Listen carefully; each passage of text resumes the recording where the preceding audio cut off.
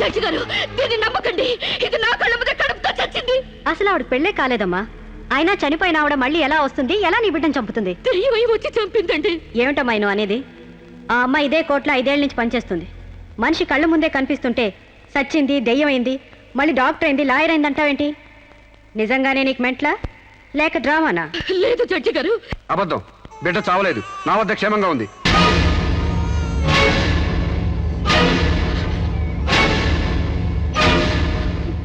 శిరీష్ బిడ్డను చంపైపోతుందని తెలిసి ముందుగానే తీసుకెళ్లి క్షేమంగా నా దగ్గర ఉంచుకున్నానండి. శిరీషకు నువ్వేమవుతావు? ఆమె భర్తని. నో, ఇతను నా భర్త కాడు.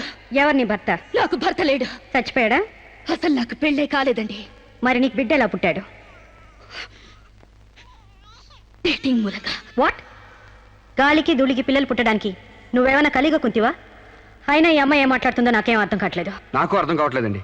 తన మొగుడిని పట్టుకుని మొగుడిని కాదంటుందా? ఒకసారి ఈ పేపర్ చూడండి.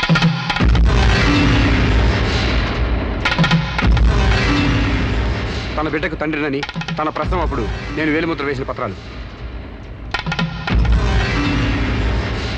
పిచ్చివాడి చేతిలో మట్టిగడ్డ ఎంత ప్రమాదమో పిచ్చిదాని చేతిలో పసిబిడ్డ కూడా అంతే ప్రమాదం. అందుకని ఈ బిడ్డ సంరక్షణ బాధ్యత నాకు అప్పగించండి. అలాగే నా భార్య ఆస్తులపై హక్కులు కూడా నాకు అప్పగించండి. ఇంట్లో చెత్తంతా శుభ్రంగా ఊడ్చిపడేసినట్టు మొన్న బీరువాలో నగా నట్రా బయటపడేసి బీరువాని శుభ్రం చేశానని చెప్పింది. రేపు దస్తావేజులు పడేస్తే మా గతేం కాను. అందుకని నా భార్య ఆస్తులపై నాకు పవర్ పట్ట ఇప్పించండి.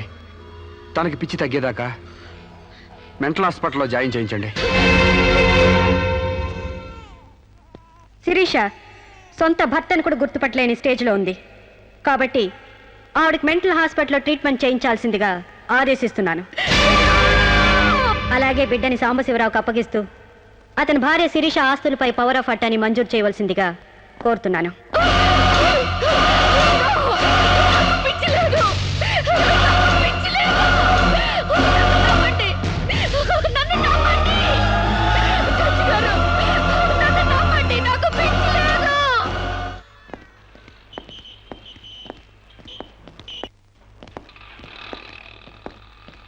తల తిప్పుకోవడం కాదు, దించుకోవే. నీ బిడ్డను నీకు దూరం చేశాను. నీ ఆస్తి నాకు దగ్గర చేసుకున్నాను. నా తమ్ముళ్ళ నిన్ను పిచ్చిదాన్ని చేశాను. ఏయ్, అప్పుడే అయిపోయిందనుకోకు. ఈ బతుకంటే చావే సుఖం అనుకునే రోజు నీకోసం ఎదురు చూస్తుంది.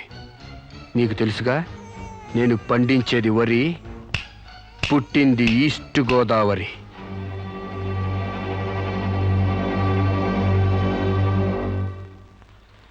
మీరు చేసిన సాయానికి రుణపడి ఉంటానండి. ఇంక ఈ డోస్ చాలనుకుంటాను సాంబశివరావు. ఇనుము వేడి మీద ఉన్నప్పుడే అది ఎలా కావాలంటే అలా మలుచుకోవచ్చు.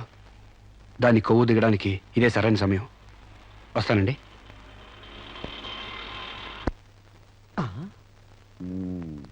అంటే ఇదంతా అమ్మగారిని మార్చడానికి అయ్యగారు ఆడిన నాటకం అన్నమాట.